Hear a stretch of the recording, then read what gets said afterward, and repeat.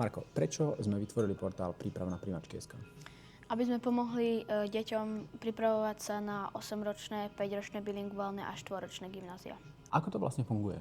Rodič prihlási dieťa na tú stránku a potom môže dať tomu dieťaťu, aby začal trénovať príklady, ktoré AI je natrénovaná, aby ti dával.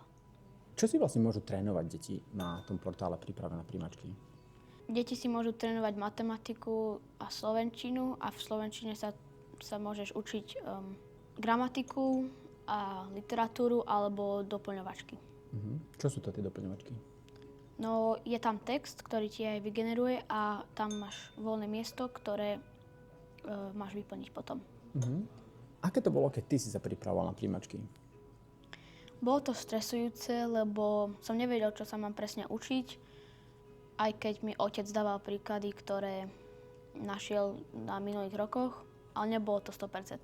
Prečo sme vlastne dali tú mentálnu rozcvičku na prípravu na prijímačky? Aby sa mohli deti, ktoré sa idú učiť po večeroch, aby sa mohli rozcvičiť predtým, ako začnú tie ťažšie príklady.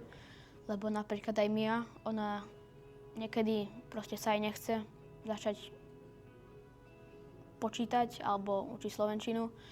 A tak na 5 minút si zapne tú mentálnu rozcvičku a potom už ako keby naštartovaná ide na tie príklady. Koľko detí sa vlastne hlási na prijímačky na rôzne školy? Na jednu školu sa aj hlási niekoľko stoviek detí, preto je to také náročné. Ako často by malo dieťa sa pripravovať na tie prijímačky?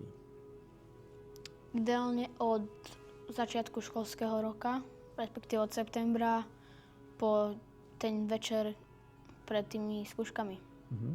Každý deň, alebo raz za týždeň, alebo raz za každý mesiac? deň hodinu a pol napríklad. Ty, keď si sa pripravoval na prijímačky, tak koľko si tomu dával času?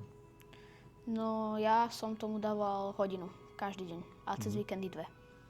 A na webe Príprava na prijímačky je dostatok materiálov na to, aby ten žiak trénoval povedzme pol hodinu až hodinu denne?